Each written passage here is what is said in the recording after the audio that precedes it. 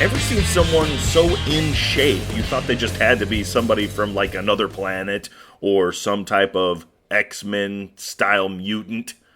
Well, you're only half right. David Kingsbury trains the best bodies in Hollywood, and they don't need special effects neither.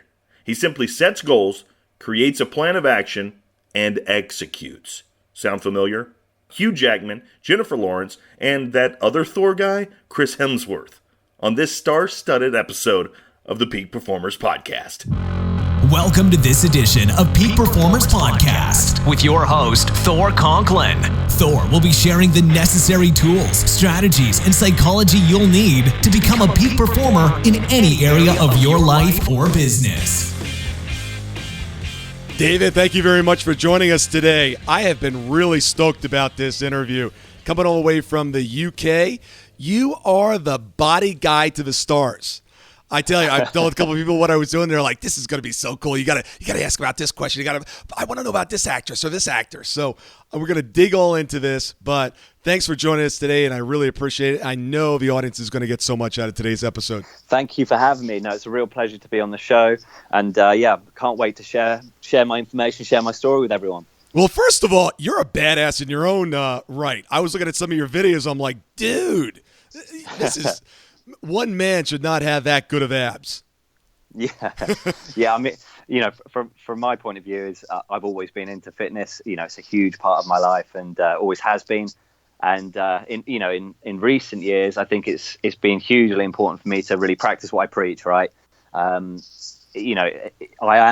the kind of advertisement for my business in a lot of ways. Right. So being in great shape, having good levels of strength, but also fitness. I like to try and keep very well rounded, very well balanced with my strength training, my fitness training, and everything else. And really try and lead by example with all of that. Yeah, for any of the women listening today, just go and get some of the videos while you're listening to it. It'll be well worth it. Yeah, this dude's a stud. Well, it's interesting, and I think so often people in business, especially your business, I see it all the time, that they're there training other people and they just don't have their act together. I mean, it blows my mind saying, look, why would you ever go to a fat trainer? It just makes no sense. And this is something that we talk about all the time in business. You've got to have energy. In order to have energy, you've got to take care of your vessel. You got to take care of your body. If you want to go out there and perform as a peak performer, you've got to have your body in shape. You've got to have your energy. I've got a great buddy of mine, actually from the UK as well, and he's a coach, and he just isn't in great shape. And I'm like, dude, I know you're not a trainer. He's a coach. He's a business coach. But I said, dude, this is affecting your business because people are looking at you going, well, I know you're teaching me about P&Ls and balance sheets and marketing strategies, but, people unfortunately look at how we are, how we look, and start to make assumptions. Absolutely, yeah. So when I work with people and things like that, one of the things as an assessment you kind of make is discipline, it's self-control, and it's kind of willpower. All those kind of things tie into being in shape and being physically fit. So as a trainer or as a coach who's trying to motivate and support other people, I think it's crucial that you have that yourself. You have that determination and motivation to stay in shape no matter what. And if you're busy, you still do it. You still look after your nutrition. You still get in the gym. You still do your sessions. And, you really make the most of that time, even if it is not very much time, to really show that you can do it and that you're motivated and dedicated as well. Accountability. Let's talk about it. Why are New Year's resolutions so seldomly seen through? Well, a lot of times life just sort of gets in the way. Priorities shift and we lose sight of what's most important. We need help. If you get sick, you go to a doctor. If you have car troubles, you go see a mechanic. If you got busted pipes, my friend, you need a plumber. That's why for things that are really important that you just can't do alone, you have to call an expert. And Thor Conklin is an accountability expert. It's impossible to have accountability for achieving your larger-than-life goals all alone. It just can't work. So what do? Well, just like with a cough, a carburetor, or a clog, you get a hold of an expert in the field. www.thorconklin.com/accountability. Well, give us some of the hacks here, some of the tricks. Most of the people listening are entrepreneurs. They're very busy. They lead very active lives. They entertain clients a lot of times. Diet, we all struggle with the diet. What are some of the keys and techniques that you found that have helped your clients? So the number one thing I would say for anyone looking to get in shape is that you have to understand your goals. So you really have to kind of figure out exactly what it is you want to achieve, because in order to do that, then you have to take a step-by-step process, work back from that, and create a plan of action to reach that point. So, getting in shape is a very, very vague term, right? So, do you need to gain 10 pounds of muscle? Do you need to lose 10 pounds of fat? Because depending on what route you need, or what your goal is, your route is going to be very different. Okay, so if you need to lose 10 pounds of fat, then you have to be in a calorie deficit.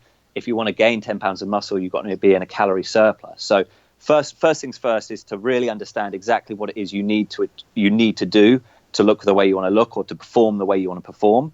And then the second most important thing from that is to calculate your calories and your macros to a point that they will enable you to reach that goal. Hey, go into a little bit for the people that are not familiar with the macros. Just go a little bit of explanation of that for them. Yeah, so the most important thing with nutrition is your calories. So essentially, all food has a certain amount of energy within it, and you have to in order to change the weight of your body, the shape of your body, or your body weight, you have to manipulate the calories in that sense. So you have to either be on calories higher than you're burning or lower than you're burning in order to change weight. The macros are the breakdown of those foods. So that's your fats, your carbohydrates, and your proteins. So all foods have, fats, proteins, and carbohydrates into a certain degree. Some are almost like single macros. Things like oils and stuff like that are almost single fats. But the majority of foods, whole foods that you're going to be eating, are going to have a balance of the three macros to varying degrees. And the trick is that your macros can really help play a part in helping to achieve your goals. So I'll give a couple of examples of how you can use different macro systems to achieve better results. So, for example, one of the most successful systems for improving body composition, so gaining muscle or losing body fat, is carbohydrate cycling, or carb cycling, you might have heard it called.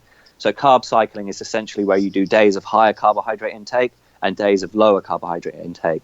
And what you do is you pair up your higher carb intake days on your resistance training days, so the days you're lifting weights, and then on your rest days or cardio days, you'd consume fewer carbohydrates. And by manipulating the carbs in this manner, it can really help to build muscle, lose body fat, improve insulin sensitivity, which is kind of the key hormone for fat loss and muscle gain. So, controlling your macros and adjusting them depending on your goals is really, really smart way of doing it. And it's a really, really great way of sort of maximizing the results you can achieve. So cake and candy on the days we work out? Yeah, cake and candy. Yeah. If I wish it was that good and it was that simple. But some people do that, so some people will. There's one approach which is called if it fits your macros. And with that approach, people will they'll calculate their calories and their macros, and then they will distribute them amongst whatever food they can fit into that window, right? So that could be candy, that could be burgers, that could be sweets.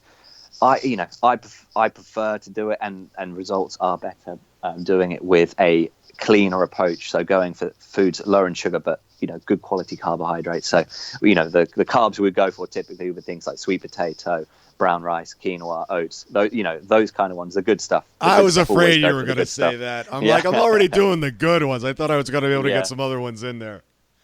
It's important to fight. Yeah, it's always, food quality does play a big part. Absolutely. Let's start. You're the guy that the studios hire to get the actors and the actresses in phenomenal shape. Here's a guy, Hugh Jackman. I'll take him for example. He's 48 years old. You take him from Les Mis and then get him ready for X-Men. Yeah, how did the transformation in that short of period of time for a 48-year-old male? I'm the 6'4" guy that was always skinny, and then I put on some fat, but I was never able to bulk up like Hugh. How do you get such a transformation? Yeah, so I mean, with that one, with that particular transformation, we did have a good amount of time to achieve it. Essentially, we started the process of training for the film we actually did after Les Mis was the Wolverine. So we had a little bit of time in between, but we actually started the the training for the Wolverine while still on Les Mis. And I mean, Hugh was a few years younger at the time then, obviously, because it was a few years ago they were made. But one of the key things with Hugh is the fact that he has been training for a long time now. So that really does help, because he's got that base level of strength. His body responds very well. He's always got a low level of body fat, which really helps in the whole training process. But the real trick was that we worked through a couple of phases of training. So what we did was, over a period of 3 or 4 months, we added as much muscle as we possibly could. And during that time, there was some fat gain as well, but that is part of the process. What the aim there was to really maximize muscle gain to the fullest. And Hugh's weight went up much higher than he would normally sit around in order to achieve that. And then what we did then was work through the second phase, which was leaning him out, which then led into the Wolverine, where we could have him in the best possible shape for the shirtless scenes in that film. So it's what people see is kind of 2 snapshots. They see the start and the finished result. What they don't see is this kind of pyramid in the middle of building up to this huge peak and then cutting down from it. So if you could kind of put like maybe 10 photos along the route, you kind of would see him kind of looking good, then looking kind of big but kind of higher body fat, and then you'd see it all coming down again. So it really, it's this kind of behind the scenes change in that body shape, which is done actually over several months. But from the training side of things, I had him lifting heavy weights, so we're going quite a lot heavier than he had done in the past, in conjunction with also doing the higher rep ranges. I'm a big fan of using multiple rep ranges for delivering all kinds of results. So even fat loss, still going with the heavy weights as well as the lighter weights, I really feel brings the best results for each person. So there's a focus on the heavy, big compound lifts, so things like the squats, deadlifts, those kind of lifts, and that they went on throughout the whole transformation there, or the whole training journey throughout that whole period. The main difference between the 2 phases are the calories consumed, and then also the addition of some extra cardio through the lean out phase. So during the lean out phase, we do quite a lot of low intensity cardio. So that's kind of done at about 55-60% of your maximum heart rate. So for most people, that's maybe a power walk or a kind of gentle cycle. And that the reason we use that intensity for the lean out phase there is because it really helps to burn body fat, because you're in your fat burning zone, but also because it's low impact. It doesn't require huge amounts of recovery, and therefore it doesn't negatively influence the weight training or the recovery from weight training. We would also include some intervals in that time as well, to really kind of maximize the fat loss there. But we had a good amount of time in that preparation, which really meant for an incredible kind of results for the film. And how many pounds would he put on from Les Mis to Wolverine? Yeah, so I mean, let me have a think. Working out from, because obviously at the beginning of Les Mis, we kind of he really dropped his weight down, and then the weight built back up again after that. So there would have been at least a 20-pound difference in weight during those periods of time. Wow. Now what about big changes? Yeah, absolutely. Now what about the women? Is that something similar with the women? Do you go heavy weights to get them to lean out? What's the difference with the women? Yeah, so training women for roles is slightly different, because the look is generally different in Hollywood. So the actresses are a little bit lighter, a little bit leaner than the men. They don't need to add as much muscle mass. They don't need to bulk up so much. Well, thank goodness. Yeah, exactly. Yeah. Well, let's take Jennifer Lawrence, when you got her ready for was it the Hunger Games? No, so I worked with her on X-Men: Days of Future Past. Okay.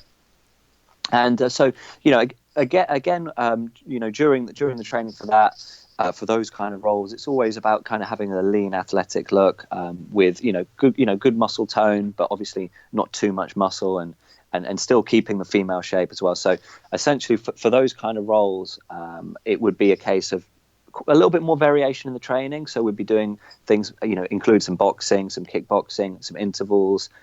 We would also be doing some resistance work using things like cable machines and free weights as well. The rep ranges would typically be a little bit higher for those kind of roles. So they'd be working in the 12 to 15 rep range potentially. But there would be the case for adding in some slightly heavier weights on the lower body in particular. So still including some squats and some like Romanian deadlifts, those kind of movements, and Bulgarian split squats, those kind of movements, and working in maybe the 8 to rep range. Well, when I'm working with Hugh, we might drop down to like the 5 rep range, so we might be going like kind of full on strength, whereas with the females it potentially would be a little bit lighter. And again, the focus really has to be on the nutrition. Whether you gain weight or lose weight, the training doesn't decide that. The nutrition decides that, right? So absolutely. You can put two people on exactly the same training plan, and if one's eating too much and one's eating too little, their results will be very different. So it's ultimately the nutrition that will decide the result, and therefore you have to watch the calories, you have to watch how the body weight's changing every week, and you have to stay on top of it, and you have to kind of manage that on an almost daily basis to adjust the calories and make sure energy's okay for performance, yet they're still going to get the results that they need to on the time frame, because if they don't, the studios are going to be chasing us down. How do you deal with, I guess, some of the personalities? Here is, for the most part, these actors and actresses are very well known. They have a lot of resources. They probably don't want to just be in the gym 24 hours a day and then be nuns at night. How do you keep control of them? Yeah, I mean, so. In general, I've been very fortunate with the people I've worked with, that they've all been, incredibly kind of motivated and hardworking individuals. I think that the most successful actors in the world are some of the most hardworking people that you'll ever meet, and they take their business very, very seriously. And if that means, they're in bed at 8 o'clock, to get their rest for their training session the next day, then they're going to do it, because they are that serious about the job that they're doing, and they know what it takes to be successful in any industry. But being successful in the film industry as an actor is a very challenging and competitive industry. So you will find them to be very, very motivated and hardworking. And that makes my job a huge amount easier than if they were out partying all night. And I mean, there are the odd occasion where you are working with someone that maybe staying up a little bit later and doing those kind of things. But ultimately, when it comes down to it, and they need to get serious about the results, then they're going to work hard for it. They're going to really commit to it. I always say to people that the motivation of having your shirtless body on a billboard poster, I mean, that's motivation enough right there. Yeah, I used to work with a trainer, and if I had gone out a little too late the night before, his whole objective was trying to make me puke. Yeah, he never did, but he came close a couple times.